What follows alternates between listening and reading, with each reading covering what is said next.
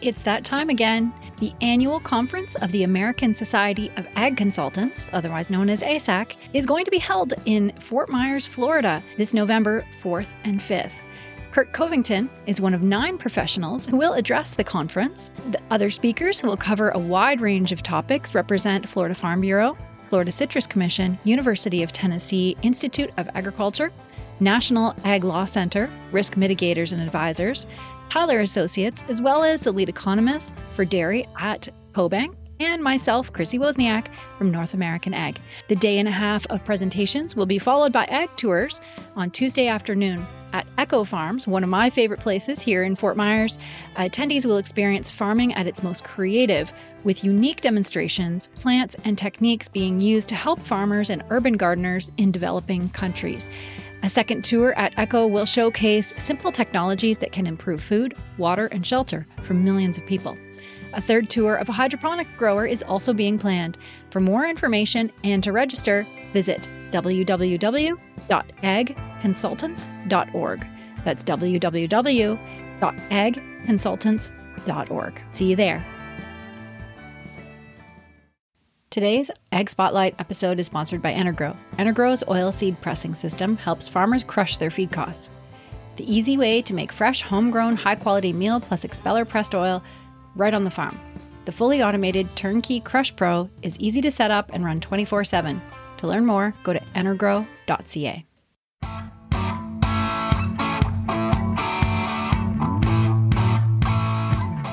Welcome to the North American Ag Spotlight. I'm Chrissy Wozniak. I'm joined today by 2 exceptional ladies in the agricultural industry.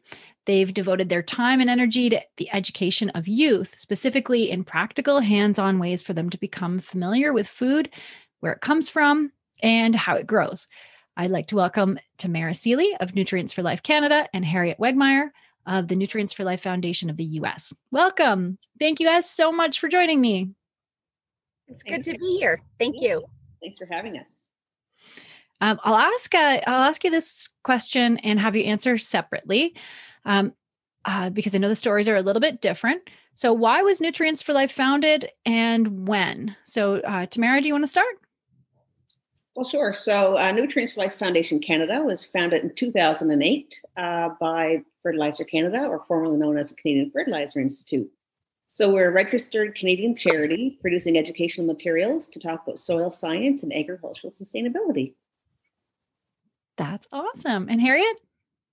Well, Chrissy, I guess we're the older sibling on this one. Nutrients for Life in the U.S. was founded in 2004, and it really came about by some visionary leaders in the fertilizer industry that felt that the fertilizer industry really needed a voice to share its story, but also the sort of agronomic principles of even like why are plant nutrients important. So we had I think it was about 9 founding board members, and it was their vision, and it took us a couple of years to get our first curriculum. That was actually in 2007, 2008. And I think that's when we started talking to our Canadian friends saying, hey, let's get in this together. That's awesome. So what is the overarching mission of Nutrients for Life? So I think it's the same. I mean, for Tamara and I both in the United States and Canada, and it's really, to educate people about the important role that crop nutrients have in our society. And, our focus is really kindergarten through 12th graders. So students is really where we put our time and resources into creating tools for teachers and students. So do you actually go into schools then and talk to those kids? Is that how it works? Yes. Not this year. Right. Yeah. I guess, not this year. Right. Tamara, we've become really good at virtual field trips and Zooming into classrooms. Yeah. Tamara, do you want to speak on that? I just finished wrapping up a hand texturing workshop with a grade 3 class in Prince Edward Island. So we just finished up our Zoom call, and we did some hand texturing of sand and clay. So we've adapted to this new normal as it may be, and really excited to get back into the classroom once we're able to, for sure. Yeah, I bet. Yeah. Yeah, so in the United States, it's really, I think it's really different depending on where you are geographically. So our team has staff members in a couple of different states, and we have one team member, Tracy Baxter, and she's in Florida, and she is the only member of our team that has actually been out and about, and she has been to classrooms this year, although not until I would say maybe like a month or two ago did she start being able to go in. But everyone else, I mean, yeah, we can only do virtual, lessons and field trips and that type of thing now. But when we return to normal, yes, part of what our regular jobs are speaking in going into classrooms, conducting lessons in the classroom, as well as having workshops for teachers. So doing some of those professional development opportunities where we gather large groups of teachers together. Wow. So speaking of the last year, what are some ways that Nutrients for Life has changed? Is there any kind of big changes that you've had to undergo? Well, yes, we certainly had to make a big pivot last March. Mm-hmm. Normally we would be out and about at teachers' conventions and in the classroom. So we quickly adapted all of our resources into a downloadable format, so teachers and students can print them at home. We also were quick to adapt some of our lessons into e-lessons, so some lessons that could be easily done at home with materials found in the home. So if the students want to do a few experiments pertaining to water movement in the plant or soil textures, we had some e-lessons available for that as well. Oh, that's really good. And are there differences between the Canadian and American programs? There's a few. Yeah, go ahead, Harriet. Yeah. I think our core curriculum is the same. Theirs is just Canadianized, is what I say. They spell phosphorus different, and it always, OUS as opposed to US, that French influence. So there's differences in language, right? So in Canada, they have to have French. Everything has to be, English and French version. But the core curriculum itself is the same. And I think that's kind of really the foundation of the resources that we have. But then on the programming side, there are certainly differences.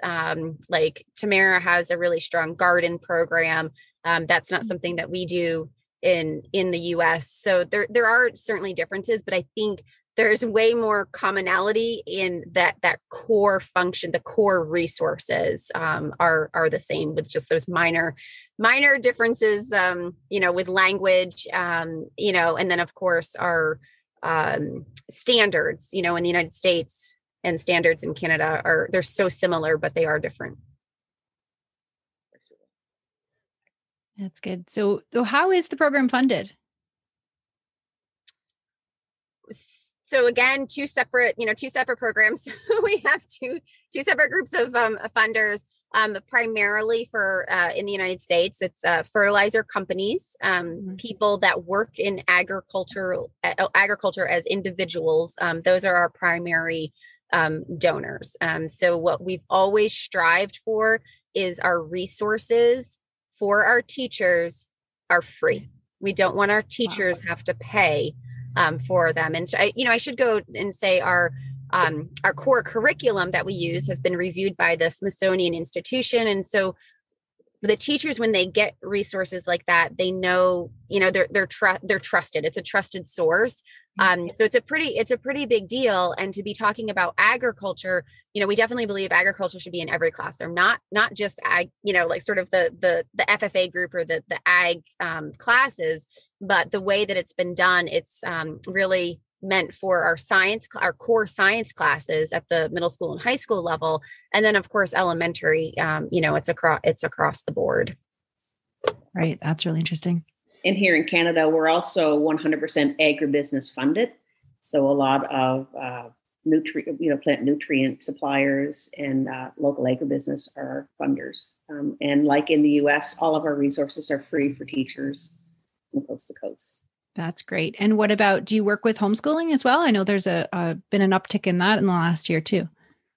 Yes, for sure. We do get requests from homeschoolers, and of course, they are certainly applicable to anything that we have to share. Oh, that's awesome. So where are your team members located? Mary, you want to go first? Sure. So we are a small but mighty group of 3 in Canada. Mm-hmm. So I am in New Brunswick, and I am responsible for everything east of Manitoba. And so our other colleagues would be Kent Luorn, and he's located in Manitoba, and he takes care of Manitoba and Western Canada. And then, of course, Ray Cochran, he is our Saskatchewan regional manager and takes care of Saskatchewan and helps Kent out in Alberta as well. Awesome. So our team is a little bit larger. We have a Western, what we call sort of a Western regional representative. That's Rick Phillips, and he's located in Iowa, but he services Washington, California, and Iowa. We have, I'm trying to see geographically where we'll go. I guess we'll just head east. We have Melissa Biggie in Kansas. And so she covers the whole state there. Deborah Kearney's in Iowa, and Haley Sergey's in Illinois. So you notice a heavy concentration in the Midwest. I'm going to come back to that. We have Tiffany Ballou, and she is in Louisiana. And then we have Tracy Baxter, who I mentioned before, in Florida. And then we have Katie Nenninger, who's in Ohio. So the way that in the United States, the way that our location were decided was really where is their agriculture, and where does the fertilizer industry really want to have more agricultural lessons in those classrooms? Where do we want to concentrate? And so obviously corn and soybeans in the Midwest, there's a large concentration of farms, large farmland out there. And so that's why we have those 3 states that are right. I mean, they're right together. But we felt as an industry, we can't assume that everybody knows about like why fertilizer exists. Even if you live surrounded by cornfields, it doesn't mean that you even know how, the kids on the school bus going to school know how the corn is planted or harvested, or why it's even there and what it's going to be used for, let alone how it's planted. And that the fact that crop nutrients are really important in, to get a good yield and a healthy crop. Right. Yeah, that's good. That's a nice, robust team for sure. That's awesome. So personally, what are your favorite resources that you offer? I'll go first. I'm going to go first on this one. So this is an oldie, but a goodie. It was the very first resource that we had developed way back in 2008, Humanity Against Hunger. So this resource, we did have to redo it this past year because Adobe Flash expired. So it's been recreated, but it's been recreated just as it was, just with a couple of little tweaks. It is where kids go, online, and they help farmers in Africa grow maize. And so maize is, we grow some maize here in the US, but, it's like corn. And they look at the nutrient deficiencies in the crop. And, if there's, purpling on the leaf or yellowing on the leaf, and they through sort of almost real world interaction, but real pictures. And, they're amazing with digital content these days. The kids kind of feel like they're in Africa helping these farmers for real identify what nutrient deficiencies exist and what nutrients they need to put, back in the soil to get these crops healthy. So we found over the years, not only is this a very useful tool to understand nutrient deficiencies, but there's also sort of that global viewpoint from it, that it's not just, a lot of times we look at the United States and it's just our crops and it's just our food, but this resource definitely, covers the globe and makes kids look at things, growing food, in not just the singular lens of the US. Wow, that is incredible. That is so cool. Every school should be doing that. That's amazing. Well, and it's fun. The thing is, it's fun. Like the kids, we find that if they're doing something that doesn't seem like work, they're learning and they're having fun with it. They retain that information easier than when it's a struggle. Right. Yeah, for sure. And Tamara? That is a great game, and it is well taken up by the students. My favorite lesson would be, can a single apple slice feed the world? So that's a lesson where we would go in and talk about pretending the apple is the world and how much of the surface of the earth is available to grow food. So normally when I go into a classroom, I would bring apples, and we would cut the apples together and talk about how we use our land on the earth, and then get down to the final 1/32 of the apple and peel off the peeling and show that is all the topsoil we have to feed the world. So I think it's pretty impactful. That's powerful.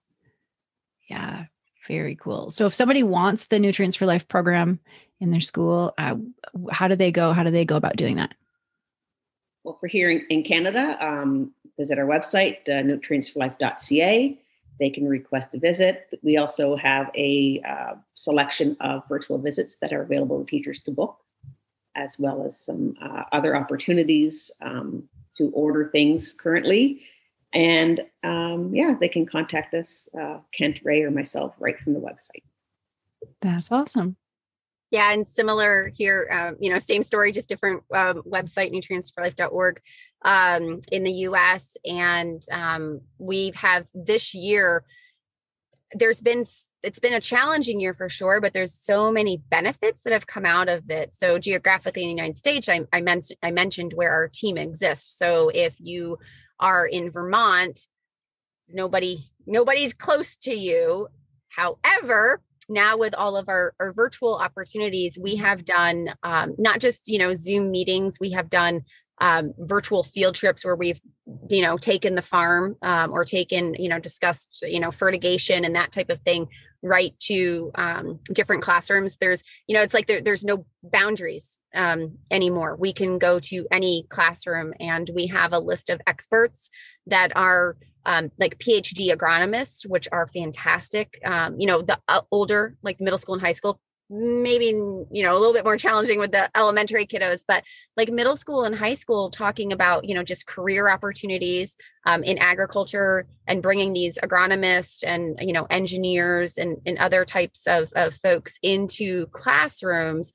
All teachers have to do is find us on the website and request that, and we can make it happen. It's so much easier this year than, 2 years ago to do something like that. For sure. Yeah. Yeah. That's definitely a positive that's come out of all of this. Yes, we have certainly seen a lot of website traffic in 2020. Yeah. Our downloads were up over 400% over 2019. So we know teachers and students are out there looking for resources, and it certainly shows in our website stats. That's awesome. And how can ag professionals get involved? Is there anything like we as an industry can do to help the mission?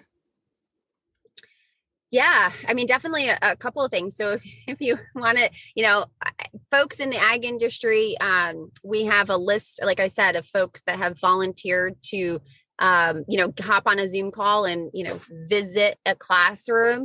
We'll take as many people on that list as we can get, because geographically, like even most schools are closed to visitors. So even if you live in the same town, you still can't get into the classroom, but it's sure super cool if you are the ag professional that can visit the classroom that's 10 miles down the road or something like that. So that's one way, just to be on our volunteer list. And then we also have ag professional toolkits, and the lesson that Tamara was talking about with the apple lesson is so powerful when kids see literally that whole apple as the globe, and then they see that little tiny piece of land that is where we grow all our food. That is one of the lessons, and we have I think we have 7 different lessons. The ag professionals in this box get everything that they need to teach that lesson in their community, minus water. So any liquid, they have to provide that themselves. But there's some that have like different soil samples from different parts of, different parts of the country. And you can certainly request one of those. Although we haven't had too much activity on that this past year, again, because those are more of an in-person activity. Right. And there's just not much in-person activities going on right now. Yeah. We have those as well. We have them ready to go in French and English, but we were going to launch them last March. And that was a bad date. So we haven't launched them yet, but they will be up on our website, hopefully maybe by fall. And they would be able to order to take it to the classroom. So they would include a PowerPoint, resources to leave behind with the teacher, a USB with all of our resources as well. So that's great. Yeah, nice to be armed with the tools to know what you're talking about once you get up there. That's really great. Yeah. Chrissy, I think in agriculture, I really feel that people that work in the industry, they're so proud of the work that, we do every single day. And sometimes it's just, well, how do I, share that with my community? And I think what, at Nutrients for Life, what we try to do, our primary focus certainly is our students and creating resources for those students, but also arming members of the agriculture industry with tools that they can then become the teacher, and they don't have to do work to do it. Literally, as long as they can, read the information, they've got everything right there that they can then be really proactive advocates in their communities and really share their personal story, about what the job that they do and why it's so important. Yeah, I think that's really important too. Most kids, when they're trying to decide what they want to do when they grow up, how often does somebody mention to them, oh, well, there's agriculture, but that's where most of our jobs are. So that's important. That's where we're going next. Our new resource that we're working on is definitely, it's career focused. And it's careers. Great. And it's careers not only in the sense of, you can be a lawyer, you can be an ag lawyer, where you have all your information and your specifics are all, agricultural related, but you still have, you have your law degree. It's just that's your specialty, and engineers and agronomists, MBAs, we look at those jobs, but there's also the jobs that are more marketing, communications, sales. Sales, got all that. And then there's the jobs that don't require the college degree. You could be a drag line operator, equipment operator. There's just so many opportunities. And I think that a lot of our high school kids, they don't hear about it. And these are great jobs, great paying jobs. A lot of them, coming out of high school, if a college is not your path, there's so many great opportunities. And so that's one of the things we want to make sure we're planning for fall launch is a career initiative tied to our high school curriculum, where all these careers are at least known. If the teacher teaches the curriculum, they will be able to share all these different career options with their students. Wow, I love it. That is fantastic. So one last question. I'll ask you both. Harriet, I'll start with you. What fires you up? What's your personal mission? My personal mission, that's a great question, is really to have agriculture known and respected by everyone, just every single day, known the value of and respected, because, I think because agriculture sometimes is looked at as, old fashioned, right? Because we've been doing it forever. We've had to, since existence. Yeah. It looks a little bit old fashioned and maybe doesn't always get the respect or isn't looked at as, as a science. But it certainly is. Our farmers on a day-to-day basis, they are scientists. They absolutely are. And just that it's respected. It's just a great science. And if we don't have agriculture, we don't have food and a whole lot more. That's it. Absolutely. And Tamara, for you, what fires you up? Well, I often tell students I have the best job in the world. I am passionate about agriculture. I believe, like Harriet said, that it needs to be respected and known. It's a great industry to work in. It's providing food for every, for the world. And understanding soil science is certainly something that is important. And most of our PD events are titled Soil, Life's Main Ingredient. So I do believe promoting soil under our feet and talking about the importance of it in our daily lives is certainly something that if I can tweak one teacher or one student to pursue or have a better understanding of agriculture, then I think I've done my job. That's awesome. Yeah, thank you guys so much for joining me today. That was really great. And to everybody who's watching, if you want to learn more, all the links will be in the show notes. So yeah, if you're ready for nutrients for life in your classroom, definitely get a hold of these guys. Thank you so much. Thank you so much for having us.